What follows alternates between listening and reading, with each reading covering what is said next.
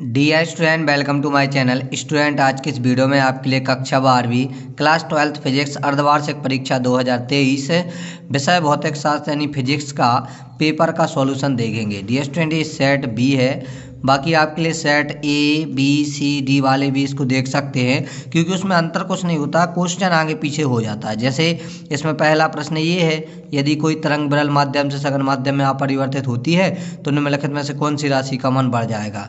और कोई सेट ए होगा या सी होगा तो उसमें पहले प्रश्न ये दे देंगे कि किसी विद्युत द्विध्रुव के केंद्र से r दूरी पर विद्युत विभव अनुक्रमानुपाती होती है। ठीक है, तो कोई दिक्कत नहीं है, बस आप क्वेश्चन मिला लीजिएगा।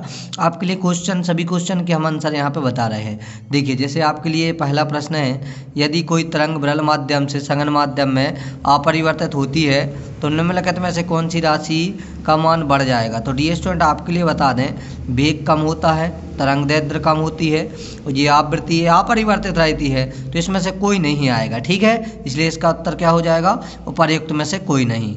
अगला प्रश्न देखिएगा। अगला प्रश्न है, 2 कूलम आवेश देने से किसी चालक के विभव में 2 वोल्ट की वृद्धि होती है तो चालक की धारिता होगी।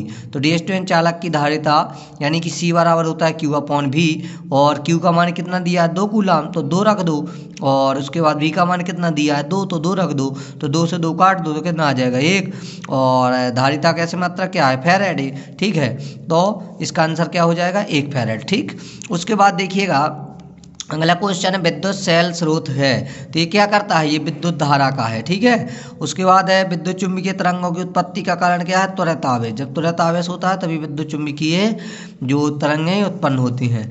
कांच के किसी अवतल लेंस को यदि हम जल में डुबोएंगे तो उसकी फोकस दूरी बढ़ जाएगी, स्वाभाविक सी बात है ना। जब हम उसको जल में डुबाएंगे तो उसकी फोकस दूरी क्या हो जाएगी, बढ़ जाएगी। अगला प्रश्न है, किसी विद्युत द्विध्रुव के केंद्र से r दूरी पर विद्युत विभव के अनुपातिक होता है। तो डियर स्टूडेंट, जो दूरी है वो तो वर्ग के व्युत्क्रमानुपाती होता है, ठीक है ना। लेकिन यहाँ पे अनुक्रमानुपाती यदि पूछ रहा है तो यदि अक्षीय स्थिति की स्थिति से देखें, यदि उसके अनुसार, अक्षीय स्थिति के अनुसार, तो 1/r³ होता है। ठीक है, तो इसलिए इसका उत्तर हम 1/r³ लगा देंगे डियर स्टूडेंट। बाकी इसमें कोई डाउट रहता है या कोई और आंसर आपके लिए मिलता है तो आप कमेंट में बताइएगा। अगला क्वेश्चन था डियर स्टूडेंट, रिक्त स्थान। रिक्त स्थान में देखिए, पहला था फोटॉन का ब्रह्म द्रव्यमान। तो आपके लिए बता दें, फोटॉन का ब्रह्म द्रव्यमान है डियर स्टूडेंट, ये होता है 0। ठीक है, तो 0 लिखना था आपको। अंधेरे में फोटोग्राफी के लिए अवरक्त किरणों का उपयोग किया जाता है।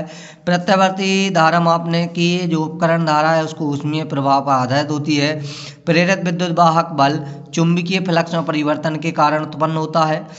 तरंग संचरण है डियर स्टूडेंट, जो आपके लिए ये है, प्रेरित विद्युत वाहक बल किसके परिवर्तन के कारण उत्पन्न होता है, चुंबकीय फ्लक्स में परिवर्तन के कारण। अगला है, तरंग संचरण के दौरान समान कला में दोलन करते हुए बिंदु के पथ को क्या कहते हैं, तरंगाग्र कहते हैं। ठीक है, तरंगाग्र 3 प्रकार का होता है, ये आपके लिए हमने पहले बताया है। ठीक है, उसके बाद देखिए अगला क्वेश्चन था, किसी चालक के भीतर स्थित विद्युत क्षेत्र पूछा है। यदि विद्युत विभव होता तो 0 होता। ठीक है डियर स्टूडेंट, तो यहाँ पे इसको आप देख लेना। अगला प्रश्न है ना, इसके लिए सही जोड़ियाँ हैं, ये किसका उत्तर क्या है आपके लिए बता देते हैं। तो ये है डियर स्टूडेंट सही जोड़ियों के उत्तर, इनका आप स्क्रीनशॉट ले लीजिएगा। चलिए अब चलते हैं हम एक शब्द या एक वाक्य के लिए। तो पहला था, आपतित प्रकाश की तीव्रता बढ़ने पर प्रकाश विद्युत धारा पर क्या प्रभाव पड़ेगा, तो ये बढ़ जाएगी विद्युत धारा। ठीक है, और 10 सेंटीमीटर गहराई वाले बर्तन में कोई द्रव भरा है तो तल पर रखे सिक्के की गहराई 8 सेंटीमीटर मापी जाती है, तो द्रव का बर्तनांक क्या हो जाएगा। तो आपके लिए 10 में 8 का भाग देना था। ठीक है ना, वास्तविक गहराई है ना, और आवासीय गहराई में संबंध आपने पढ़ा होगा, वास्तविक गहराई बटे आवासीय गहराई, तो इसको भाग देना था, तो 1.25 आ जाएगा। एक परिनालिका की लंबाई को दुगना कर दिया जाए। एक परिनालिका की लंबाई को कैसा कर दिया जाए, दुगना कर दिया जाए, जबकि फेरों की संख्या में कोई परिवर्तन नहीं किया गया, तो परिनालिका के 100 परिपथ में कितना परिवर्तन होगा, तो आधा परिवर्तन होगा, उसका आधा हो जाएगा, 1/2 हो जाएगा। ठीक है, अगला प्रश्न था, 2 समांतर चालक तारों में एक ही दिशा में प्रवाहित हो रही, उनके मध्य लगने वाले बल की प्रकृति कैसी होगी, तो आकर्षण बल होगा। ठीक है, मतलब उसकी प्रकृति आकर्षण बल होगी। अनुगमन वेग विद्युत क्षेत्र की तीव्रता में क्या संबंध है, तो ये अनुक्रमानुपाता होता है। अनुगमन वेग अनुक्रमानुपाती होता है विद्युत क्षेत्र की तीव्रता के, अर्थात BD अनुक्रमानुपाती E। अब देखिए आपके लिए आए थे 7 ठीक है डियर स्टूडेंट, तो ये आप थोड़ा सा पहला देख लीजिएगा, लगभग लग तो रहा है 7 है, बाकी आप देख लेना पहले क्वेश्चन के लिए। दूसरा था, जब प्रकाश विरल माध्यम से सघन माध्यम में गमन करता है तो उसकी ऊर्जा क्या हो जाती है, कम हो जाती है। बिल्कुल ये आपका असत्य है डियर स्टूडेंट। ठीक है, ऑप्टिकल फाइबर में कोर का अपवर्तनांक क्लैडिंग के अपवर्तनांक से कम होता है, ये सत्य है। आवेशित चालक के पृष्ठ है कि प्रत्येक बिंदु पर स्थिर विद्युत क्षेत्र पृष्ठ के अभिलंब होता है, ये सत्य है। और ये लास्ट में आपका सत्य है, किसी पदार्थ का आवेश का मान इलेक्ट्रॉन आवेश का पूर्ण गुणज होता है, हो सकता है, ये आपका असत्य है डियर स्टूडेंट। ठीक है, तो इस प्रकार डियर स्टूडेंट हमने आपके लिए सभी एक एक नंबर वाले बता दिए हैं। बाकी छठवां प्रश्न था पूर्णांतक परावर्तन किसे कहते हैं, इसकी आवश्यक शर्त है, बहुत मोस्ट इंपोर्टेंट टॉपिक है, इसका अलग से वीडियो बना देंगे डियर स्टूडेंट पूर्णांतक परावर्तन के बारे में। बाकी व्यतिकरण किसे कहते हैं आपके लिए पढ़ा दिया है, व्यतिकरण किसे कहते हैं, इसकी आवश्यक शर्तें लिखिए, ये सब हमने यहाँ पे सॉल्यूशन में पहले बता दिए हैं डियर स्टूडेंट।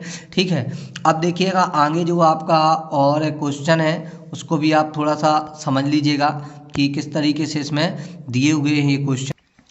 ठीक है, और लॉरेंज बल के आधार पर आपको चुंबकीय क्षेत्र बी की परिभाषा, मात्रक था जो उसको टेस्ला, उसको आपको परिभाषित करना था।